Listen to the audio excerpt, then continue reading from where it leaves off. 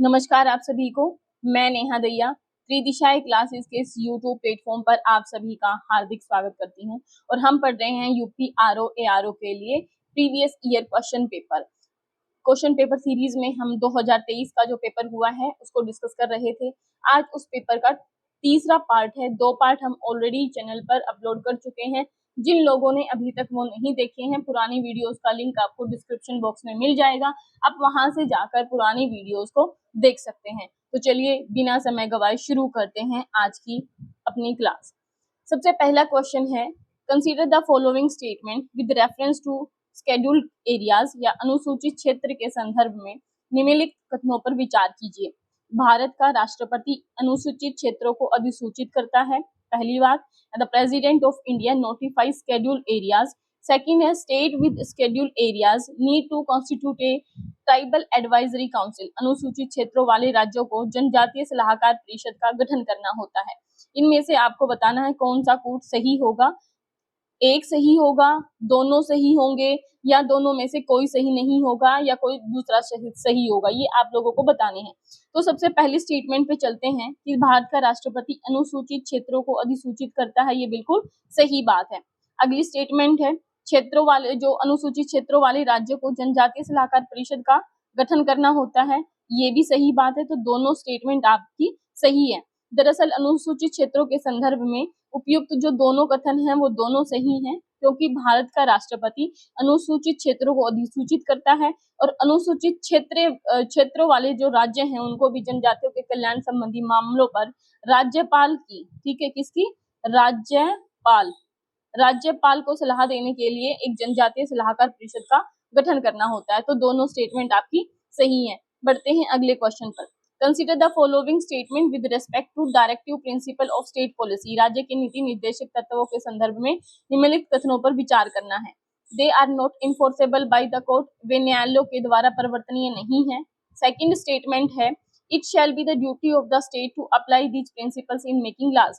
कानून निर्माण में इन सिद्धांतों को लागू करना राज्य का कर्तव्य होगा। इसमें से आपको बताना है कौन सी डीपीएसपी या जो नीति निर्देशक सिद्धांत जिन्हें हम कहते हैं उनके संदर्भ में सही है। केवल एक, केवल दो, या फिर एक और दो दोनों, या फिर इनमें से कोई भी नहीं। तो कौन सा सही होगा ये आपको बताना है। ठीक है, तो ध्यान से पढ़िए स्टेटमेंट क्या कहती हैं। सबसे पहले हम बात करते हैं, they are not enforceable by the courts. ये सही बात है कि नीति निर्देशक तत्व न्यायालयों के द्वारा परिवर्तनीय नहीं है, लेकिन जो न्याय है, ठीक है, न्याय को लागू करने में या कानून निर्माण में इन सिद्धांतों को लागू करना राज्य का कर्तव्य होगा। ये दोनों बातें सही है। तो आंसर होगा बी। डीपीएसपी आर्टिकल 36 से लेकर के 51 तक दिए गए हैं और कौन से भाग में है, तो पार्ट नंबर 4 में कॉन्स्टिट्यूशन के नीति निर्देशक तत्वों का उल्लेख किया गया है। बढ़ते हैं अगले क्वेश्चन पर। वही मूल अधिकारों की अगर हम बात करें तो मूल अधिकार जो है वो परिवर्तनीय होते हैं और कानून निर्माण में उनकी तो बहुत अहम भूमिकाएं होती हैं। यहाँ पर 2 लिस्ट दी गई है, उनको आपस में मैच करना है आपको। एक में दिया गया है कोयला आधारित बिजली संयंत्र यानी कोयल बेस्ड पावर प्लांट, और सेकंड में दिया है लोकेटेड इन स्टेट, कौन सा किस स्टेट में है। तो सबसे पहला यहाँ पर दिया गया है कहलगांव, खरगोन, कोरबा और कुड़गी। ये 4 आपके कोयला आधारित बिजली संयंत्र हैं और स्टेट यहाँ पर दिए गए हैं मध्य प्रदेश, बिहार, कर्नाटक और छत्तीसगढ़। तो कौन सा सही सुमेलित है ये आपको बताना है। तो कहलगांव की सबसे पहले हम अगर बात करें तो कहलगांव जो है वो बिहार में पड़ता है। कहलगांव कहाँ पर है, बिहार में। उसके बाद खरगोन एमपी का है, ये खरगोन एमपी में है। कोरबा छत्तीसगढ़ में है और इसके बाद ये कोरबा छत्तीसगढ़ में और कुड़गी कर्नाटक में है। तो पहले का कौन सा हुआ आपका नंबर 2, फर्स्ट का हुआ 2, तो यहाँ पर भी 2 है। सेकंड खरगोन का है 1 एमपी। नेक्स्ट है कोरबा छत्तीसगढ़ का है 4, 2, 1, 4, 3, ये आपका आंसर हो जाएगा डी। बढ़ते हैं अगले क्वेश्चन पर। कोयला के संदर्भ में निम्नलिखित कथनों पर विचार कीजिए, यानी consider the following statement with reference to coal. Bharat दुनिया में कोयले के अग्रणी उत्पादकों में से एक है, क्या ये सही है। India is one of the world's leading producer of coal. Second statement है, India has vast coal reserve in state like Jharkhand and Chhattisgarh. तो बताना है कि जो भारत के झारखंड और छत्तीसगढ़ जैसे राज्यों में कोयले के विशाल भंडार मौजूद है। कौन सा इसका सही होगा ये आपको बताना है। तो ध्यान से देखिए कि भारत जो है दुनिया के अग्रणी उत्पादकों में से एक है, ये बात सही है, बिल्कुल सही बात है। दरअसल सर्वाधिक जो कोयला उत्पादक देश है उनमें सबसे पहले नंबर पर आता है चीन, फिर आता है भारत, यानी सेकंड नंबर किसका है? भारत का, और भारत के बाद में आता है यूएसए एंड देन इंडोनेशिया। तो अग्रणी उत्पादक हैं जो टॉप 3 हैं उनमें भारत शामिल है, तो ये बिल्कुल सही बात है कि भारत दुनिया में कोयले के अग्रणी उत्पादकों में से एक है। और भारत के जो झारखंड और छत्तीसगढ़ जैसे राज्य हैं वो कोयले के वहां पर विशाल भंडार हैं, ये भी ठीक बात है, क्योंकि कोयले के जो विशाल भंडार पाए जाते हैं वो आपके पाए जाते हैं उड़ीसा में, ठीक है। उसके बाद में आप लोगों को पता है झारखंड में, छत्तीसगढ़ में, और झारखंड छत्तीसगढ़ के अलावा एक स्टेट है आपका वेस्ट बंगाल, ठीक है, पश्चिमी बंगाल जिसको हम कहते हैं, वहां पर भी कोयले के अग्रणी भंडार मिलते हैं। तो कोयले के संदर्भ में दोनों कथन सही हैं, तो both A and sorry B या एक और दो दोनों सही हैं। बढ़ते हैं अगले क्वेश्चन पर। उम्मीद है ये सीरीज आप लोगों को अच्छी लग रही होगी, तो अगर सीरीज आप लोगों को पसंद आ रही है तो वीडियो को लाइक कीजिए, कमेंट कीजिए, शेयर कीजिए। कोई डाउट, कोई क्वेरी है या कुछ फीडबैक आप अपनी तरफ से देना चाहें तो कमेंट बॉक्स आप सभी के लिए खुला है, आप बेहिचक वहां पर आप कमेंट कर सकते हैं। इसके अलावा टेलीग्राम का डिस्कशन ग्रुप भी ऑन है जहां पर आप हमें मैसेज कर सकते हैं। अगला क्वेश्चन है, यहाँ पर भी एक सूची को दूसरी से सुमेलित करना है। एक में दिए गए हैं इंपॉर्टेंट डेज, करंट अफेयर से और रिलेटेड है ये, एंड सेकंड है यहाँ पर डेट दे रखी है कि कौन सा दिन किस दिन मनाया जाता है, ये आपको बताना है। तो सबसे पहला है विश्व जनसंख्या दिवस, विश्व वन्य जीव दिवस, विश्व ओजोन दिवस और विश्व स्वास्थ्य दिवस। इनमें से कौन सा सही होगा ये आप लोगों को बताना है। तो सबसे पहले विश्व जनसंख्या दिवस की अगर हम बात करें तो वो 11 जुलाई को मनाया जाता है। विश्व वन्य जीव दिवस 3 मार्च को मनाया जाता है, ये हो गया आपका 1 पे। वर्ल्ड ओजोन जो दिवस है वो सितंबर 16 को मनाया जाता है, और वर्ल्ड हेल्थ डे की बात करें तो 7 अप्रैल को मनाया जाता है। उम्मीद है ये आप लोगों को याद हुआ। वर्ल्ड पॉपुलेशन डे 11 जुलाई, वाइल्ड लाइफ डे 3 मार्च, ओजोन डे 16 सितंबर और वर्ल्ड हेल्थ डे आपका 7 अप्रैल को मनाया जाता है। अब इस हिसाब से आप लोगों को कूट मैच कर लेना है। कूट में आप लोगों को समझ आया होगा, ए का कौन सा होगा? 2, ए का 2, बी का 1, बी का 1, ये दोनों यहाँ पर हैं। इसके बाद में है ओजोन डे 16 सितंबर नंबर 4 पे, और फिर उसके बाद 3 पे, तो 2, 1, 4, 3 सी आपका सही उत्तर होगा। बढ़ते हैं अगले क्वेश्चन पर। With reference to the Great Barrier Reef के बारे में बताने कौन सी स्टेटमेंट सही होंगी। ग्रेट बैरियर रीफ निम्नलिखित में से कौन सा कथन सही है? It is situated along the north eastern coast of Australia, या ऑस्ट्रेलिया के उत्तर पूर्वी तट पर स्थित है ग्रेट बैरियर रीफ। अगली स्टेटमेंट है it is more than 2500 kilometre in length, इसकी लंबाई 2500 किलोमीटर से अधिक है। नीचे दिए गए जो आंसर है उसमें से करेक्ट आपको बताना है कौन सा होगा। तो देखिए, जो ग्रेट बैरियर रीफ है वो यहाँ पर पूछा नॉर्दर्न ईस्टर्न कोस्ट पे है, तो ये बिल्कुल गलत है, वो नॉर्दर्न ईस्टर्न कोस्ट पर नहीं है। कि उत्तर ग्रेट बैरियर रीफ यहाँ पर पूछा along the north eastern coast of Australia, ये ऑस्ट्रेलिया के उत्तर पूर्वी तट पर स्थित है, ये बात ठीक है, ठीक है, ये बात बिल्कुल सही है। सॉरी, ये क्या है? सही है, नॉर्थ ईस्टर्न कोस्ट पे ही है, ये ऑस्ट्रेलिया के उत्तर पूर्वी तट पर स्थित है। अगला है it is more than 2500 kilometre in length, तो इसकी लंबाई 2500 किलोमीटर नहीं बल्कि इसकी लंबाई कितनी है? 1900 किलोमीटर, ठीक है, 1900 किलोमीटर से अधिक है। हालांकि ये विश्व का सबसे बड़ा और समृद्ध प्रवाल भित्ति क्षेत्र है, जो कि 2900 से अधिक यहाँ पर भित्तियां और लगभग 900 से अधिक द्वीपों से मिलकर बना है, और ये दुनिया की वर्ल्ड हेरिटेज सूची में शामिल किया गया है 1981 में। तो इसकी जो स्टेटमेंट है वो नॉर्थ ईस्टर्न कोस्ट पे है, ये बिल्कुल सही है, लेकिन इसकी जो लेंथ है वो लगभग 1900 यानी 1900 किलोमीटर के अराउंड है, ना कि 2500। तो केवल एक स्टेटमेंट आपकी सही होगी। बढ़ते हैं अगले क्वेश्चन पर। If the day before yesterday was Sunday, अगर यस्टरडे से पहले यानी कल मान लिया जो भी डे है उससे पहले संडे था, उससे पहले संडे था, तो कल मंडे रहा होगा, और आज कौन सा रहा होगा? आज ट्यूसडे है। What day will it be 3 days after the day after tomorrow? यदि गत दिवस के एक दिन पूर्व रविवार था तो कल के एक दिन पश्चात के 3 दिन पश्चात कौन सा दिन होगा? तो आज आपका है मंगलवार, और कल के, इसमें क्या पूछा? कल के एक दिन पश्चात पूछ रहा, कल के एक दिन के पश्चात। तो आज तो ट्यूसडे है, ये आप लोगों को पता चल गया। अब कल क्या होगा? ट्यूसडे के बाद आता है वेडनेसडे, कल के एक दिन के पश्चात। आज ट्यूसडे है, ये आज का दिन है। अब कल हो गया वेडनेसडे, और परसों जो होगा यानी कल के एक दिन के बाद ये आपका हो गया थर्सडे। थर्सडे मतलब गुरुवार। अब इस गुरुवार के भी कितने दिन के बाद पूछ रहा है, ये लिखने में थोड़ा दिक्कत हो रहा है। गुरुवार के कितने दिन के बाद पूछ रहा है, 3 दिन के पश्चात, यानी थर्सडे के 3 दिन के बाद कौन सा डे होगा। थर्सडे के अगले दिन फ्राइडे, फिर सैटरडे एंड देन फिर संडे। यही तो दिन आएगा गुरुवार के, शुक्र, शनिवार और एतवार, यही होगा 3 दिन पश्चात। तो आपका कौन सा दिन होगा, तो कल के एक दिन के पश्चात के 3 दिन पश्चात कौन सा डे होगा, रविवार। तो आंसर हो गया संडे। चलो आगे बढ़ते हैं। गिवन बिलो टू स्टेटमेंट, जिसमें से एक असर्शन है, दूसरा रीजन दे रखा है, यानी एक अभिकथन है, दूसरा आपका कारण दिया। इनमें से बताना है क्या ये कारण और कथन सही हैं और एक दूसरे की सही व्याख्या कर रहे हैं, या फिर ए गलत है आर सही है, या ए सही है आर गलत है, या फिर दोनों सही हैं लेकिन करेक्ट एक्सप्लेनेशन एक दूसरे की नहीं कर रहे हैं। तो पहली स्टेटमेंट पढ़ते हैं। A condition is stipulation which is essential to the main purpose of the contract. एक शर्त अनुबंध के मुख्य उद्देश्य के लिए आवश्यक एक शर्त है। अगला है कि a breach of condition gives a right to claim damage and not a right to repudiate the contract. शर्त एक उल्लंघन क्षतिपूर्ति का दावा करने का अधिकार देता है, ना कि अनुबंध को अस्वीकार करने का अधिकार देता है। तो इसमें से बताना है कौन सा आपका सही होगा।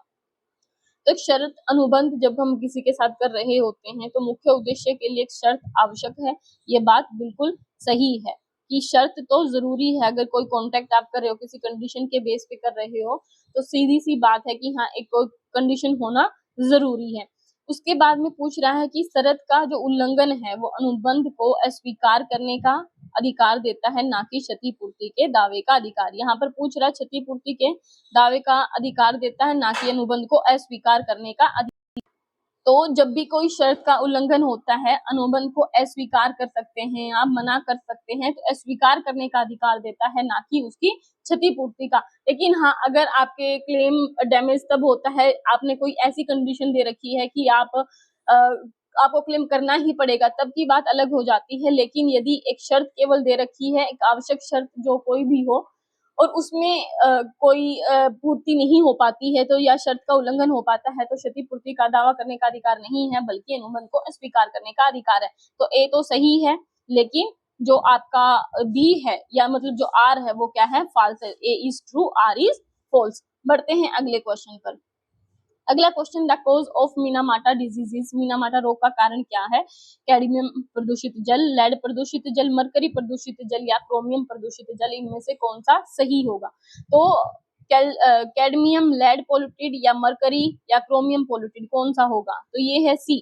दरअसल मिनामाटा रोग का कारण मरकरी यानी जिसको हम पारा भी कहते हैं, वो इसका मुख्य कारण होता है। और ये एक न्यूरोलॉजिकल सिंड्रोम है जो गंभीर पारा विषाक्तता के कारण होता है। मई 1956 में 1956 में सबसे पहले जो ये रोग है वो जापान का एक क्यूशु द्वीप है, वहां पर आया था सबसे पहले। जापान के क्यूशु द्वीप के दक्षिणी पश्चिमी क्षेत्र मिनामाटा क्षेत्र में जो मिनामाटा शहर है वहां पर इसे खोजा गया था। अगला क्वेश्चन है, with reference to the mechanical properties of solids which of the following statements are correct. ठोसों के यांत्रिक गुणों के संदर्भ में निम्नलिखित में से कौन सा सही है, ये आपको बताना है। ठोसों के बारे में बताना है कि कौन सा सही है। The Young's module of rubber is greater than that of steel. Rubber का यंग गुणांक स्टील की तुलना में अधिक होता है। अगला है, the stretching of a coil is determined by its shear modules. किसी कुंडली का खिंचाव उसके अपरूपण गुणांक द्वारा निर्धारित होता है। तो किसी भी कुंडली का खिंचाव उसके अपरूपण गुणांक द्वारा निर्धारित होता है, ये बात ठीक है। जब हम किसी भी कुंडली को खींचते हैं तो ना तो स्प्रिंग निर्माण में लगे तार की लंबाई में कोई परिवर्तन होता है और ना ही उसके आयतन में, केवल स्प्रिंग का रूप बदल जाता है। देखो जैसे ये ऐसे ऐसे कोई स्प्रिंग बना हुआ होता है, जब हम इसको खींचेंगे तो तार की लेंथ थोड़ी बढ़ जाएगी। हाँ, स्प्रिंग का जो साइज है वो मतलब एरिया जितना वो कर रहा है वो थोड़ा सा बढ़ जाएगा, लेकिन इसके आयतन में या इस तार की लंबाई में कुछ भी चेंज नहीं होगा। तो ये अपरूपण गुणांक के द्वारा निर्धारित होता है, ये बात सही है। अब बात करते हैं रबर का यंग गुणांक। तो रबर का जो यंग गुणांक है वो स्टील की तुलना में अधिक नहीं बल्कि कम होता है। क्या होता है? कम होता है, क्योंकि इस्पात जो है वो रबर से अधिक प्रत्यास्थ होता है, क्योंकि जब विरूपक बल हटा दिया जाता है तो जो स्टील है या इस्पात है वो रबर की तुलना में ज्यादा तीव्रता से अपने मूल रूप में लोट आता है। कहने का मतलब जब आप रबड़ को खींचोगे और उसको छोड़ दोगे, खींचने के बाद में रबड़ तुरंत अपनी स्थिति को प्राप्त कर लेती है, उसको कहते हैं उसकी विरूपता। लेकिन जब स्टील के बारे में आपको मार पीट करके उसको बढ़ाना पड़ेगा या ऐसे उसको खींचोगे तो वो शीट जो है वो खींच नहीं पाएगी, उसके लिए बकायदा आपको आयरनिंग करनी पड़ेगी, उसको जलाना पड़ेगा, गलाना पड़ेगा। लेकिन रबड़ है, रबड़ को अगर आप ऐसे खींच रहे हो तो वो उसकी तन्यता उसकी बढ़ जाती है, लेकिन यहाँ पर आप देखेंगे स्टील की नहीं होती है। तो इसीलिए यहाँ पर जो परिवर्तन का विरोध करता है स्टील, उसी के रूप में से परिभाषित किया गया है। परिवर्तन का विरोध जितना ज्यादा होगा उतनी ही पदार्थ की प्रत्यास्थता होगी। ठीक है, तो यहाँ पर पहली स्टेटमेंट आपकी गलत हो गई, जबकि जो दूसरी स्टेटमेंट है वो आपकी सही होगी। तो ओनली ए इसका सही आंसर होगा। Next question, census for the first time in India was conducted during the British era in the tenure of. भारत में ब्रिटिश काल में निम्नलिखित में से किसके कार्यकाल में पहली बार जनगणना हुई थी? Lord Dufferin, Lord Lytton, Lord Mayo या उपरोक्त में से कोई भी नहीं। तो लॉर्ड मेयो के काल में सबसे पहले जनगणना हुई थी 1881 में। दरअसल भारत में इससे भी पहले जो इसको कहते हैं 1881 की जो जनगणना हुई थी, ये एक नियमित आकलन था जो कि हुई थी। अगर नियमित के बारे में पूछा जाता है तो लॉर्ड रिपन के समय पे, लेकिन इससे भी पहले जो जनगणना हुई थी ब्रिटिश काल में वो हुई थी 1872 में मेयो के काल में। और ये उतनी विकसित नहीं कह सकते हैं इसको, या एक नियमितता नहीं थी, इसीलिए इसको उतनी मान्यता नहीं है। लेकिन अगर पूछा जा रहा है किसके काल में पहली बार जनगणना हुई तो लॉर्ड मेयो ही लिखना है। और पहली नियमित जनगणना की बात करें तो वो होगी लॉर्ड रिपन के काल में, जो आज भी जारी है। और बस 2011 की जनगणना भारत की जो थी वो 15वीं जनगणना थी, इसके बाद में अभी नहीं हुई है जनगणना। और वही इंडिपेंडेंट अगर इंडिया की बात करें तो 2011 की जो जनगणना है वो स्वतंत्र भारत की 7वीं जनगणना है। चलते हैं अगले क्वेश्चन पर। अगला question 112 number, with reference to G20 summit 2023 which one of the following participating countries या participated head is not correctly matched?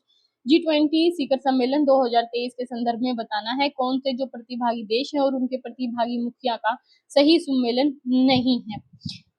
Argentina से आए थे अल्बर्टो फर्नांडिस, कनाडा से जस्टिन ट्रूडो, ऑस्ट्रेलिया से एंथनी अल्बनीज, ये ब्राजील से जोको विडोडो। इसमें से बताना है कौन सा किस देश का प्रतिभागी मुखिया था और कौन सा नहीं है।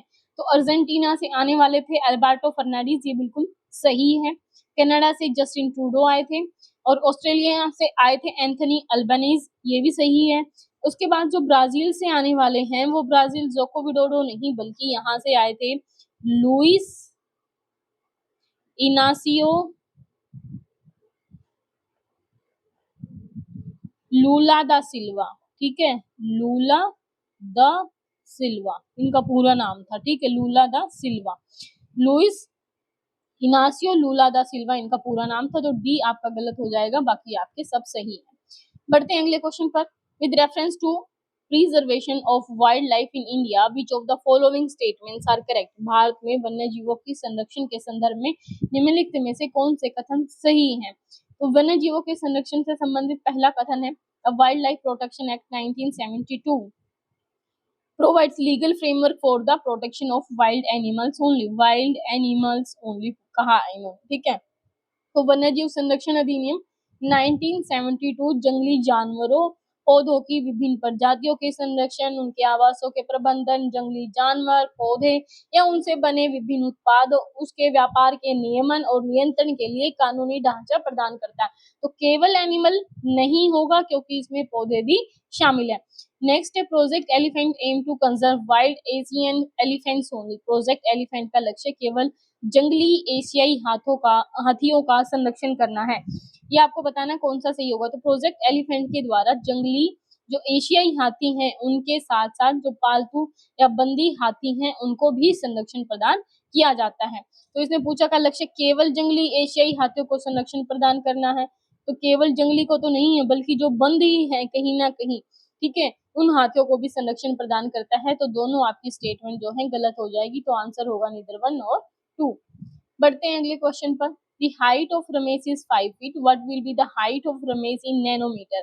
नैनोमीटर में पूछ रहे हैं कि 5 फीट किसके इक्वल होगा। इनडायरेक्टली क्वेश्चन यही है। तो 1 फीट किसके इक्वल होता है? 1 फीट आपका होता है लगभग 12 इंच के बराबर, ठीक है। और 5 फीट का मतलब कितना हो जाएगा, इंटू में 12 कर दीजिए आप, तो 12 इंटू 5 किया आपने, कितना हो गया कितने इंच हो जाते हैं, सबसे पहले तो 12 इंटू 5 किया तो आपका हो गया 6, इतना ही होगा ना। और उसके बाद में 1 फीट में लगभग कितना होता है आपका सेंटीमीटर, 1 फीट को आप सेंटीमीटर में कन्वर्ट करो तो इंटू में आप कर देंगे 2.54, 2.54 जब आप मल्टीप्लाई में करेंगे तो ये टोटल आ जाएगा आपका 5 फीट इज इक्वल टू जितने भी सेंटीमीटर में होगा वो। इसको सोल्व करेंगे जब हम, तो आंसर आपका निकल के आता है कितने सेंटीमीटर, यानी 60 इंटू 2.60 इंटू 2.54, ये आपको ये 2.54 है, इसको जो मल्टीप्लीकेशन आप करेंगे तो आंसर आपका होगा 152.4 सेंटीमीटर, ये आपका हो गया सेंटीमीटर में। अब नैनोमीटर में कन्वर्ट करना है तो 1 नैनोमीटर जो होता है आपका 1 nm इज इक्वल टू होता है 10 raise to the power -9 metre होता है। अब सेंटीमीटर में कन्वर्ट करना है तो डिवाइड बाई आप क्या करोगे 100 कर दो, क्योंकि माइनस में है ना ये इधर, तो माइनस में है तो आप ध्यान से देखना, मीटर से सेंटीमीटर करते हैं तो आप मल्टीप्लाई करेंगे इंटू 10 की पावर 2, क्यों, क्योंकि 100 होता है ना 1 metre is equal to 100 centimetre, तो इंटू 100 हम करेंगे तो 100 का मतलब होता है 10 रेज टू दी पावर 2, ये माइनस है ये प्लस है, तो टोटल मिलाकर के आपकी हो जाएगी 10 raise to the power -7 centimetre. अब 1 सेंटीमीटर इज इक्वल टू किसके आ गया है, ये 1 सेंटीमीटर को हमने कन्वर्ट किया है, 1 सेंटीमीटर इज इक्वल टू आया आपका 10 raise to the power 7 nanometre, ठीक है। ये था 1 नैनोमीटर इज इक्वल टू कितने सेंटीमीटर, -7 में था, अब इसको पलट देंगे हम, यानी 1 nm इज इक्वल टू आपका हुआ 10 raise to the power -7 centimetre. अगर सेंटीमीटर को कन्वर्ट करना है तो ये इसके अपोन में जाएगा 10 रेज टू दी पावर -7, नीचे से ऊपर जा करके पलट जाता है तो 10 रेज टू दी पावर आपका होता है 7 सेंटीमीटर, यानी 1 सेंटीमीटर इज इक्वल टू कितना हो गया आपका 10 raise to the power 7 nanometre. अब मल्टीप्लाई कर देना 5 से, तो जो आंसर आपका होएगा यहाँ से 5 से मल्टीप्लाई करेंगे और इनटू में हम लगा देंगे 10 रेज टू दी पावर 7। अब जो भी आंसर होगा वो आपका सही आंसर हो जाएगा। तो यहाँ पे जब काउंट करोगे तो मल्टीप्लाई करके देखना, इनमें से नन ऑफ दी अबव इसका आंसर हो जाएगा, क्योंकि 1.2 5.4 ऐसा तो कुछ है ही नहीं, क्योंकि हमारे तो कैलकुलेशन में कितना है 152.4, तो ये गलत हो जाएंगे तीनों के तीनों, डी आपका सही हो जाएगा। बढ़ते हैं अगले क्वेश्चन पर। Which one of the following is the correct sequence of state with decreasing population density according to the 2011 census. तो 2011 की भारत की जनगणना के अनुसार घटते जनसंख्या घनत्व वाले राज्यों का निम्नलिखित में से कौन सा एक सही क्रम होगा, ये सही क्रम आपसे पूछ रहा है कि कौन सा सही क्रम होगा जनगणना के अनुसार घटते हुए क्रम में। तो सबसे पहले आपको देखना है कि जनसंख्या घनत्व होता क्या, तो एक पर्टिकुलर वर्ग मीटर का एक एरिया है जिसमें जितनी जनसंख्या निवास कर सकती है या उसके ऊपर जितना भार है वो कहा जाता है वहां की जनसंख्या घनत्व। और ये जनसंख्या घनत्व निकलता है कितने पे, 1000 व्यक्तियों पर निकलता है वैसे तो यहाँ पर पूछा सबसे ज्यादा किसका, तो सबसे ज्यादा है बिहार का जनसंख्या घनत्व कितना है 1106। उसके बाद है आपका वेस्ट बंगाल का है 1028। इसके बाद केरल का कितना होगा, केरल का है 860। उसके बाद यूपी आता है अपना, यूपी में कितना है, यूपी का है 829, ठीक है, यूपी का है 829। अब सबसे पहले हमने देखा बिहार का, फिर पश्चिमी बंगाल का, तो 2 जगह पे, फिर केरल और फिर उत्तर प्रदेश, तो डी आपका सही हो जाएगा। बढ़ते हैं अगले क्वेश्चन पर। Consider the following statement with reference to India smart city conclave 2023। तो इंडिया स्मार्ट सिटी कॉन्क्लेव 2023 के संदर्भ में निम्नलिखित तथ्यों पर विचार करने हैं। इसकी मेजबानी इंदौर शहर ने की थी, it was hosted by Indore city. Second है it was organized in the month of September, इसका आयोजन सितंबर माह में हुआ था, कौन सा सही है ये आपको बताना है। तो इंडियन स्मार्ट सिटी इनक्लेव 2023 का आयोजन इंदौर शहर में हुआ था, 26 से लेकर 27 सितंबर के दौरान हुआ था, 26 से 27 सितंबर 2003 में ये 2023 में हुआ, 3 नहीं 2023 सितंबर में, ठीक है। ये पेंसिल चल नहीं रही, थोड़ा दिक्कत हो रही लिखने में।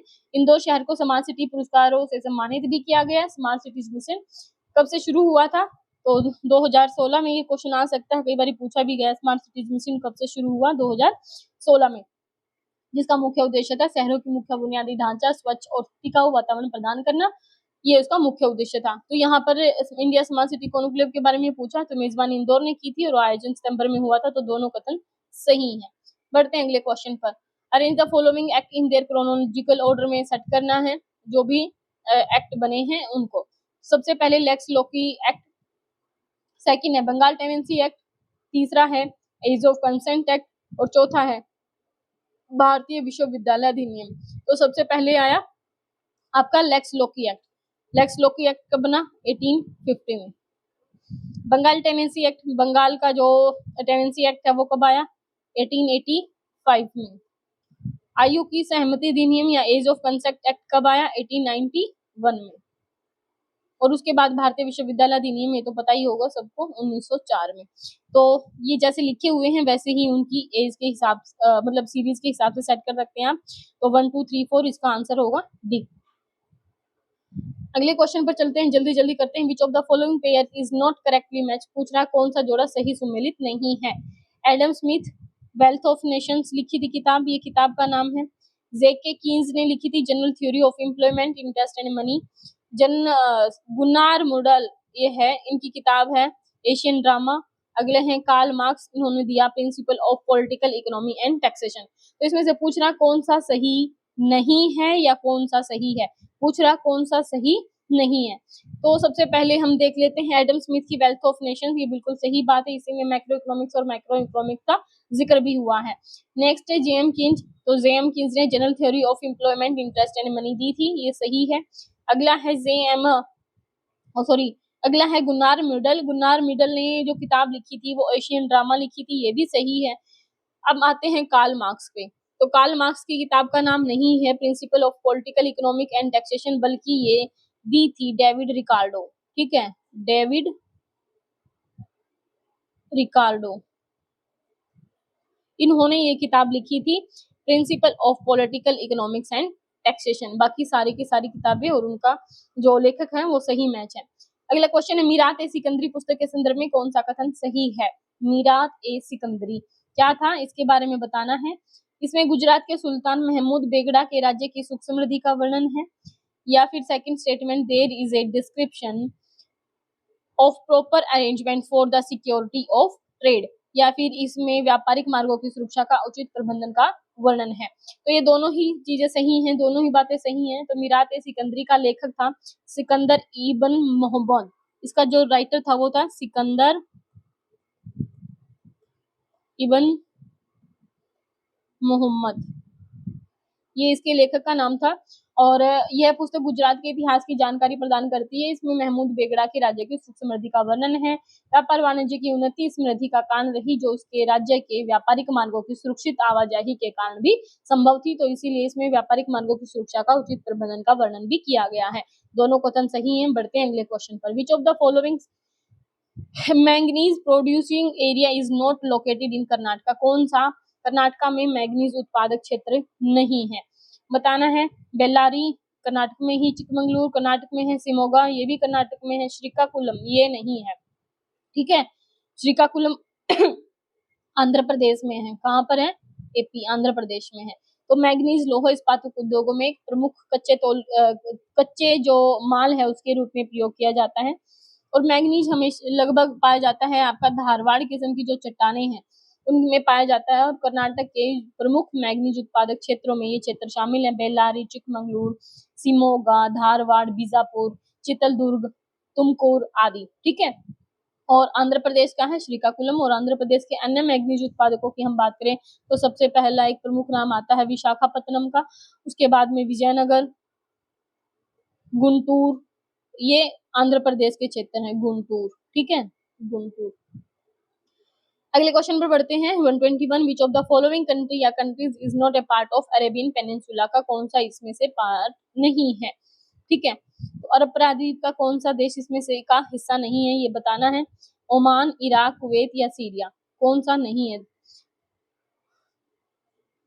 तो यहाँ पर आपका जो सही आंसर होगा वो आपको बताना है 2 और 4, 2 और 3, ओनली 4, ओनली 1। तो सीरिया जो है वो दक्षिणी पश्चिमी यहाँ पर जो एशियाई देश है ये अरब प्रायद्वीप का हिस्सा नहीं है, जबकि अरब प्रायद्वीप में सऊदी अरब, Oman, Yemen, Kuwait, Qatar, Bahrain, संयुक्त अरब अमीरात, इराक, जॉर्डन, ये सारे के सारे जो हैं वो अरब प्रायद्वीप के हिस्से हैं। ठीक है, तो ओमान भी है, इराक भी है, कुवैत भी है, सीरिया नहीं है। बढ़ते हैं अगले क्वेश्चन पर। तो आपका आंसर क्या हो जाएगा, यहाँ पर केवल 4 हो जाएगा। Which of the following payloads was used in Chandrayaan-3 mission to determine the element composition? Chandrayaan 3 mission में चंद्र लैंडिंग स्थल के आसपास चंद्र भूमि और चट्टानों के तात्विक संयोजन, जिसमें मैग्नीज, ठीक है, एल्यूमिनियम, सिलिकॉन, पोटेशियम, इन सब चीजें ये जो है उनको ज्ञात करने के लिए निम्नलिखित में से कौन सा पेलोड प्रयोग किया गया था, ये आपको बताना है। तो इल्सा, LRA या फिर APXS या फिर इनमें से कोई भी नहीं। तो इसका जो सही आंसर होगा वो होगा APXS, जिसकी फुल फॉर्म है alpha particle X ray spectrometer. Alpha particle X ray spectrometer, ठीक है, ये इसकी फुल फॉर्म होती है। और ये रोवर में लगा एक पेलोड है जिसे अहमदाबाद की फिजिक्स रिसर्च लेबोरेटरी के सहयोग से इसरो ने विकसित किया था। और APX ने चंद्रमा की सतह पर सल्फर की पुष्टि की है, और साथ ही aluminium, silicon, calcium, iron, tin, जो बाकी जो तत्व है उनकी भी उपस्थिति का पता लगाया है। इस पेलोड के जरिए यह भी पता लगाने की कोशिश की जा रही है कि चांद की मिट्टी और चट्टानें किससे बनी हुई है। अब बात करते हैं हिल्सा की। तो हिल्सा क्या है, इंस्ट्रूमेंट ऑफ या instrument for lunar seismic activity. Payload चांद की सतह पर कंपन को रिकॉर्ड करेगा ये, और इसका जो मुख्य उद्देश्य है वो चंद्रमा की सतह पर भूकंप या कंपन का पता लगाना है। बढ़ते हैं अगले क्वेश्चन पर। अगला क्वेश्चन है, मैच लिस्ट करनी है। यहाँ पर 1 को 2 से, एक तरफ में बैंक दे रखे हैं, दूसरी तरफ में उनके ईयर ऑफ फाउंडेशन दे रखे हैं। कौन से बैंक की स्थापना कब हुई थी ये आपको बताना है। Allahabad bank, Punjab national bank, Awadh commercial bank और द अलायंस ऑफ शिमला। तो अब यहाँ पर सबसे पहले इलाहाबाद बैंक की स्थापना हुई 1865 में, ये हो गया आपका 3। पंजाब नेशनल बैंक की स्थापना 1894 में होती है 4। अवध कमर्शियल बैंक की स्थापना 1881 में, और द अलायंस ऑफ शिमला की स्थापना हुई 1874 में। आप लोगों को बतानी है SBI की स्थापना कब हुई और RBI की स्थापना कब हुई थी, और किस एक्ट के थ्रू RBI की स्थापना हुई थी, ये कमेंट सेक्शन में जरूर बताएं। बढ़ते हैं अगले क्वेश्चन पर। With reference to the marine product export development authority MPEDA, which of the following statement are correct? समुद्री उत्पाद निर्यात विकास प्राधिकरण के संदर्भ में निम्नलिखित तथ्यों में से कौन सा सही है, ये बताने हैं आप लोगों को। MPEDA was established in 1972, इसकी स्थापना 1972 में हुई थी, ये बिल्कुल सही बात है कि हाँ MPEDA की स्थापना 1972 के दौरान संसद के एक अधिनियम के द्वारा की गई थी। सितंबर 1961 में भारत सरकार के द्वारा स्थापित पूर्ववर्ती, इससे पहले एक संस्थान थी, समुद्री उत्पाद निर्यात संवर्धन परिषद। समुद्री उत्पाद निर्यात संवर्धन परिषद को 24 अगस्त 1972 को MPEDA में परिवर्तित कर दिया गया था। इस प्राधिकरण का जो मुख्यालय है वो कोच्चि केरल में है। ठीक है, क्या है, कहाँ पे, कोच्चि केरल में, ना कि कोलकाता में। तो सेकंड स्टेटमेंट आपकी गलत हो गई, केवल फर्स्ट स्टेटमेंट आपकी सही है। MPEDA के नई दिल्ली, टोक्यो और न्यूयॉर्क में भी व्यापार संवर्धन के कार्यालय हैं।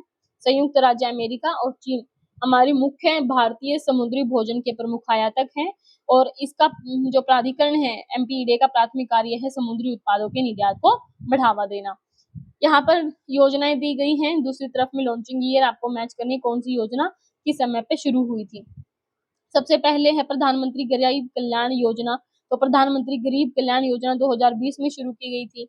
मुस्कान स्कीम की हम बात करें तो ये 2021-22 में शुरू की गई थी मुस्कान स्कीम। ठीक है, इसके बाद मुस्कान स्कीम जो है वो सामाजिक न्याय और अधिकारिता मंत्रालय ने वैसे तो 12 फरवरी 2022 को लॉन्च की थी। इसमें 2 उप योजनाएं भी शामिल है, पहली है ट्रांसजेंडर्स के लिए और दूसरी है भीख मांगने वालों के लिए। इसके बाद है मिशन इंद्रधनुष, और मिशन इंद्रधनुष 2014 में शुरू किया गया था। और प्रधानमंत्री जन आरोग्य योजना की हम बात करें तो ये योजना 2018 में शुरू की गई थी। अब इसके हिसाब से कूट आप लोग मैच कर लीजिएगा। बढ़ते हैं अगले क्वेश्चन पर। 2 स्टेटमेंट है जिसमें से एक अभिकथन दिया, दूसरा कारण बताना है, ये उसको सत्यापित करता है या इसकी करेक्ट एक्सप्लेनेशन है या नहीं है। सबसे पहली स्टेटमेंट है accounting is the language of business. लेखांकन को व्यवसाय की भाषा कहा गया है। Accounting provides all information needed bye a businessman. और जो लेखांकन है व्यवसाय के द्वारा आवश्यक सभी सूचनाएं प्रदान करता है। बताना कौन सा सही है। तो लेखांकन को यानी अकाउंटिंग को भाषा कहा जाता है बिजनेस की, बिल्कुल सही है। सेकंड है जिस प्रकार से भाषा का जो मूल कार्य होता है ना, आप लोगों को पता होगा, संप्रेषण करना होता है, ठीक है। उसी प्रकार से जो अकाउंटिंग होती है वो बिजनेस में जो अपना हित रखते हैं उनको जो भी उनके सभी पक्ष होते हैं, क्रेडिट, डेबिट या उनके व्यवसाय परिचालन के परिणाम, उन सभी के बारे में सूचित करता है। अकाउंटिंग अभिलेखों की सहायता से व्यवसायी जो होता है या बिजनेसमैन जो होता है वो निश्चित अवधि के लाभ हानि आराम से ज्ञात कर पाता है के द्वारा आवश्यक सभी सूचना प्रदान करता है। लेखांकन व्यवसायी द्वारा आवश्यक सभी सूचना प्रदान करता है। तो हाँ, ये सही बात है। तो दोनों कथन सही हो जाएंगे और इसकी करेक्ट एक्सप्लेनेशन भी है। बढ़ते हैं अगले क्वेश्चन पर। Kidney stones are form due to, गुर्दे की पथरी किसके कारण होती है, ये आपको बताना है। Deposition of fat, crystallisation of oxalates, precipitation of proteins या डिपोजिशन ऑफ सैंड पार्टिकल्स। बताना है आपको कौन सा, प्रिसिपिटेशन ऑफ प्रोटीन्स या फिर deposition of sand particle, crystallisation of oxalates या फिर डिपोजिशन ऑफ फैट। वसा का जमाव, ऑक्सीलेट का क्रिस्टलीकरण, प्रोटीन का अवक्षेपण और रेत के कणों का जमाव है ये यहाँ पे कौन सा होगा। तो गुर्दे की जो पथरी होती है वो ऑक्सीलेट का क्रिस्टलीकरण यानी क्रिस्टलीकरण ऑफ ऑक्सीलेट की वजह से होती है। और यहाँ पे गुर्दे की पथरी मुख्य तौर पर जो कैल्शियम का ऑक्सीलेट होता है, कैल्शियम ऑक्सीलेट की वजह से के क्रिस्टलीकरण के कारण बनती है। गुर्दा या किडनी जिसको हम कहते हैं उसका आकार सेम के बीज के समान होता है, ठीक है। रक्त में जो हाइड्रोजन आयन की मात्रा है गुर्दा उसको नियंत्रित करता है। जो भी आपके अपशिष्ट पदार्थ है उनको शरीर से बाहर निकालने का भी काम करता है। या जो अधिशेष जो पोषक तत्व हैं जैसे शर्करा है, एमिनो अम्ल है, इन सभी का निष्कासन भी आपकी किडनी करती है।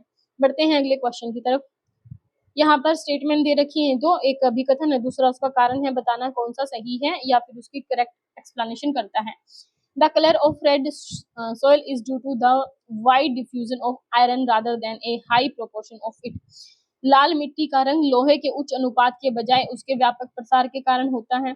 सेकंड है, इसका रीजन कह रहे हैं क्योंकि उसमें आमतौर पर नाइट्रोजन, फास्फोरस और ह्यूमस की कमी होती है। इसका आपको बताना है कारण सही है या नहीं है, या इसकी करेक्ट एक्सप्लेनेशन करता है या नहीं करता है।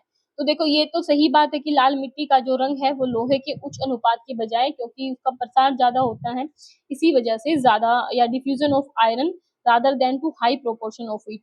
तो रेड सोइल में जो डिफ्यूजन होता है आयरन का या प्रसार जो होता है वो ज्यादा होता है, जिसकी वजह से ये लाल दिखती है। जल योजित होने के कारण जब इसमें जल मिल जाता है तो ये पीली दिखाई देने लग जाती है। महीन कणों वाली जो लाल और पीली मृदाएं हैं ये इन्हें अनउर्वर माना जाता है, यानी मतलब उतनी अच्छी इनकी उत्पादक क्षमता नहीं होती है। इसमें मुख्यतः नाइट्रोजन, फास्फोरस और ह्यूमस की कमी होती है। और विस्तार की अगर हम बात करें तो मुख्यतः ये जो एरिया है कर्नाटका के यानी साउथ आपका जो पड़ता है साउथ इंडिया, वहां पर पाया जाता है मुख्य तौर पर, जिसमें तमिलनाडु, कर्नाटक, इसके अलावा महाराष्ट्र का भी क्षेत्र कुछ पड़ता है, इधर आंध्र प्रदेश का, छत्तीसगढ़, उड़ीसा और झारखंड के क्षेत्रों में भी पाई जाती है।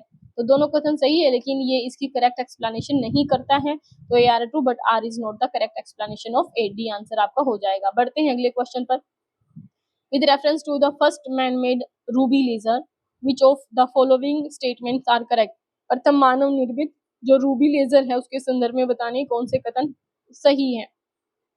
रूबी लेजर ने नीले प्रकाश पुंज को उत्पन्न किया था, यानी ruby laser produced pulse of bulb light. Second statement है ruby laser produced pulse of red light. बताना है कौन सा इसने दिया था, कौन सा प्रकाश पुंज को उत्पन्न किया था, लाल या नीला। तो इसका जो आंसर होगा वो होगा रूबी लेजर ने रेड लाइट को प्रोड्यूस किया था। केवल 2 सी आपका सही आंसर हो जाएगा, ठीक है। अब बढ़ते हैं अगले क्वेश्चन पर। इसके बारे में थोड़ी बात करें तो प्रथम मानव निर्मित जो रूबी लेजर है वो पहली बार 1960 में आया था। ह्यूजेस रिसर्च लेबोरेटरी में भौतिक विज्ञानी थे थियोडर एच मैमन। इन्होंने विकसित किया था रूबी लेजर को, और इसने सबसे पहले जो रेड लाइट थी उसको प्रोड्यूस किया था। बढ़ते हैं अगले क्वेश्चन पर। मैच लिस्ट करनी है आपको, पहली और दूसरी। एक तरफ में उत्सव दे रखे हैं, दूसरी तरफ में क्या बोलते हैं टेरिटरीज दे रखी हैं। सबसे पहले है हॉर्नबिल पर्व, सेकंड है संगाई फेस्टिवल, थर्ड है फ्लैमिंगो फेस्टिवल, फोर्थ है हेमिस फेस्टिवल। इधर दे रखी है स्टेट आंध्र प्रदेश, मणिपुर, लद्दाख और नागालैंड। कौन सा किस स्टेट में मनाया जाता है, सेलिब्रेट होता है, ये आप लोगों को बताना है। तो सबसे पहले हम बात करते हैं हॉर्नबिल महोत्सव की, तो ये नागालैंड में सेलिब्रेट किया जाता है। संगाई पर्व मणिपुर का है। राजहंस पर्व आंध्र प्रदेश में मनाया जाता है और हेमिस पर्व जो है वो लद्दाख में सेलिब्रेट किया जाता है। बढ़ते हैं अगले क्वेश्चन की तरफ। यहाँ पर निम्नलिखित में से कौन सा यूरोप के किसी देश की राजधानी नहीं है? तो रीगा, रोटरडम, ज़ोग्रेब, ज़ूरिक, इसमें से बताना कौन सा किसी देश की राजधानी नहीं है। तो रोटरडम का तो पता होगा, पिछली क्लास में भी हमने किया था, नीदरलैंड का एक बंदरगाह है व्यापारिक। और ज़ूरिक ये स्विट्जरलैंड का एक नगर है, ठीक है, ये स्विट्जरलैंड में है और वहां का एक शहर है ज़ूरिक। जबकि जो रीगा है, रीगा किसकी राजधानी है? लाटविया की। और इसके अलावा ज़ोग्रेब जो है वो क्रोएशिया की राजधानी है। क्रोएशिया, इसको लिखना, क्रोएशिया की राजधानी है ज़ोग्रेब, रीगा है लाटविया की राजधानी। बढ़ते हैं अगले क्वेश्चन पर।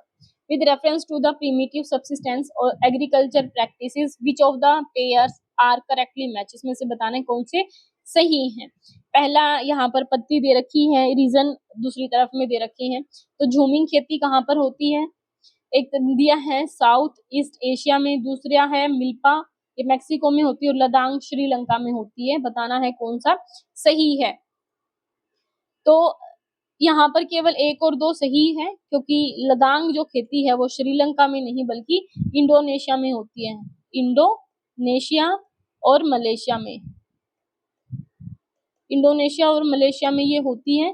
जबकि झूमिंग जो है वो साउथ ईस्ट एशिया में होती है और मिल्पा मैक्सिको में पाई जाती है। श्रीलंका में खेती की जो सबसे पुरानी पद्धति है जिसका नाम है चेन्ना, ठीक है। बढ़ते हैं अगले क्वेश्चन पर। यहाँ पर ऑपरेशन अजय के संदर्भ में कुछ पूछा गया है, उसके बारे में बताना है कौन से कथन सही है। विदेश मंत्री एस जयशंकर ने ऑपरेशन अजय शुरू करने की घोषणा की, तो ये बिल्कुल सही है। और ये योजना जो है युद्धग्रस्त इजराइल में फंसे भारतीयों को वापस लाने के लिए शुरू किया गया था। ये भी सही स्टेटमेंट, दोनों स्टेटमेंट आपकी सही हैं। इजराइल और हमास के बीच में जो जारी भीषण जंग थी उसके बीच भारत अपने नागरिकों की सुरक्षित वापसी के लिए ये अभियान शुरू किया था। इस बचाव अभियान के लिए विशेष चार्टर्ड फ्लाइट को लगाया गया था और इजराइल में सभी जितने भी मेडिकल छात्र थे उन सहित लगभग 20,000 भारतीय वहां पर फंसे हुए थे, जिनके लिए ये मिशन अजय या ऑपरेशन अजय शुरू किया गया था। बढ़ते हैं अगले क्वेश्चन पर। यहाँ पर दिए गए हैं आर्टिकल और उनके प्रोविजन, बताना है कौन सा सही मैच नहीं करता है। आर्टिकल 124, आर्टिकल 132, आर्टिकल 143, आर्टिकल 136, इसमें से बताना कौन सा सही नहीं है। तो आर्टिकल 124 की हम बात करें तो उच्चतम न्यायालय की स्थापना और गठन का प्रावधान करता है। यहाँ पर कहा गया है कि ये अभिलेख की बात करता है या नहीं, कौन सा यहाँ पर बताना है सही नहीं है।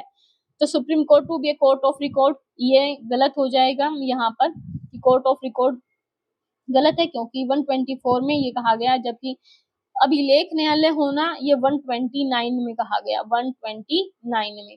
आर्टिकल 132 की हम बात करें तो उच्चतम न्यायालय की अपीलीय अधिकारिता यानी एपीलिएट जुरिसडिक्शन ऑफ सुप्रीम कोर्ट, ये सही है।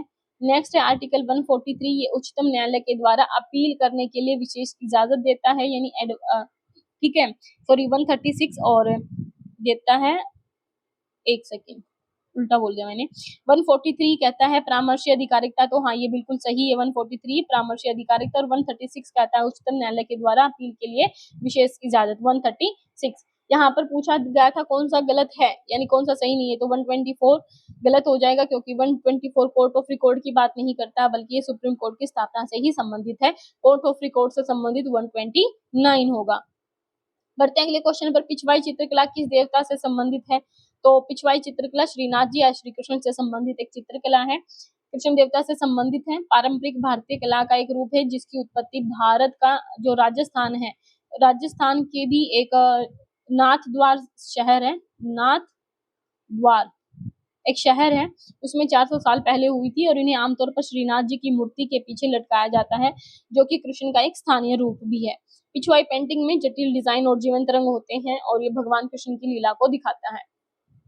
नेक्स्ट है साइमन कमीशन के संदर्भ में कौन से कथन सही है, उन पर विचार करना है। It made 2 visits to India, इसने 2 बार भारत की यात्रा का दौरा किया था।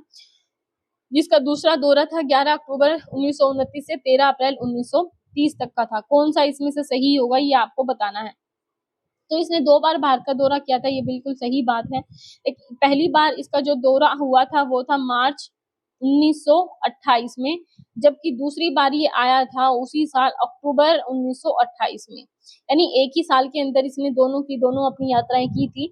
साइमन कमिश्नर ने ही मई 1930 में अपनी रिपोर्ट प्रस्तुत की थी और यह रिपोर्ट 27 मई 1930 को ब्रिटिश सरकार के द्वारा प्रकाशित की गई थी।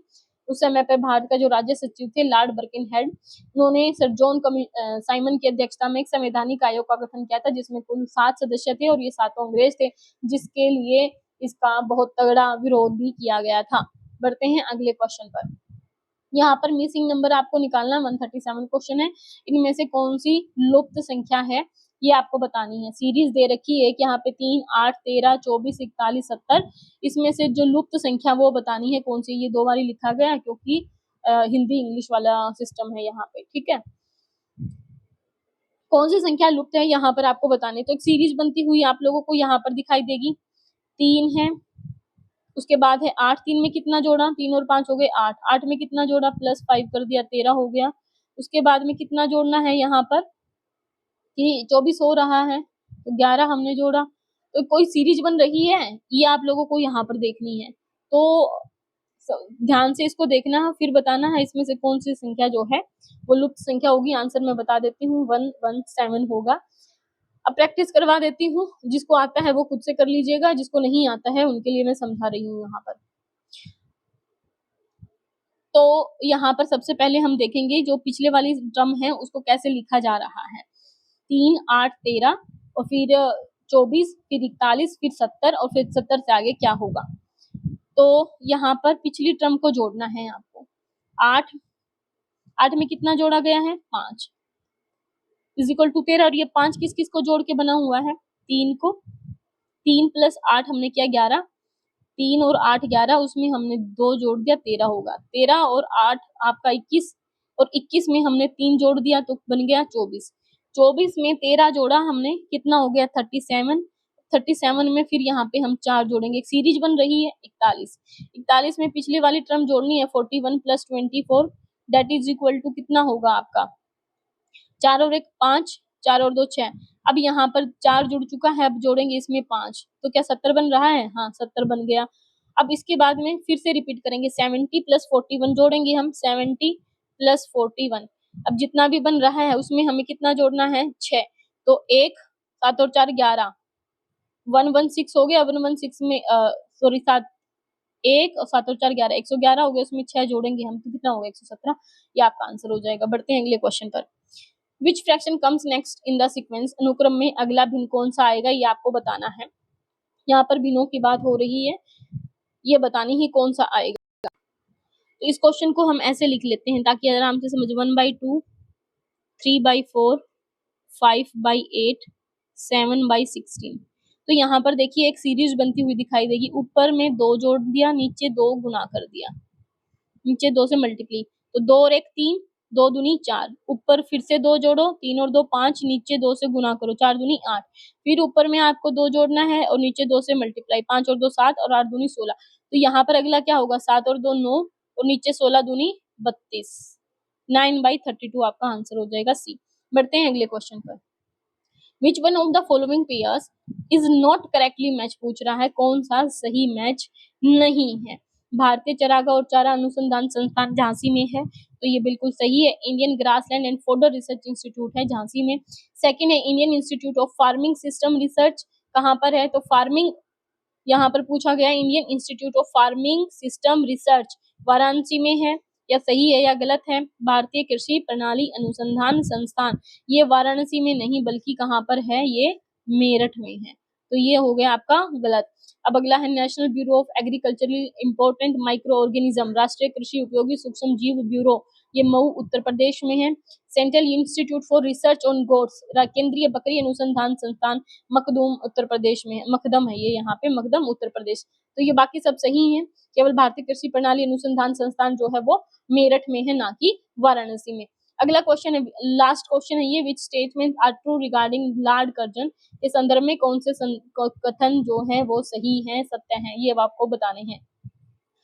तो अंग्रेजी साम्राज्य को ग्रेनाइट की चट्टान पर स्थापित करना, ये इसका सही है या नहीं है। कलकत्ता निगम अधिनियम की घोषणा करना, announcement of Calcutta corporation act, तो दोनों ये सही है। ये काफी अलोकप्रिय वायसराय इसको कहा जा सकता है, क्योंकि बंगाल विभाजन से संबंधित इसका मुख्य निर्णय था जो बहुत ही खराब था। भारत का सर्वाधिक अलोकप्रिय वायसराय रहा है लॉर्ड कर्जन, जिसका समय है 1899 से लेकर के 1905 के बीच का। ठीक है, कलकत्ता निगम अधिनियम की घोषणा भी इसी के समय पे हुई थी और इसने अंग्रेजी साम्राज्य को सुदृढ़ करने के लिए काफी प्रयास किए। तिब्बत में इसी ने यंग हस्बैंड के नेतृत्व में अभियान भेजा था और किचनर से विवाद के कारण ही इसने बाद में त्याग पत्र भी दे दिया था। ये दोनों स्टेटमेंट जो है इसकी सही है, तो आपका क्या हो जाएगा, बोथ 1 and 2 राइट। ये थी आज की हमारी क्लास और सारे जितने भी क्वेश्चन थे वो हमने कंप्लीट किए। मिलते हैं अगली क्लास में। जो अगला PYQ सेशन रहेगा वो हिंदी सब्जेक्ट का रहेगा जो 2023 में आया है। तो तब तक पढ़ते रहिए, आगे बढ़ते रहिए। वीडियो अच्छी लगी है तो लाइक कीजिए, कमेंट कीजिए, शेयर कीजिए। कोई डाउट कोई क्वेरी है तो कमेंट सेक्शन में हमें जरूर भेजें, हम आपका रिप्लाई जरूर करेंगे। धन्यवाद।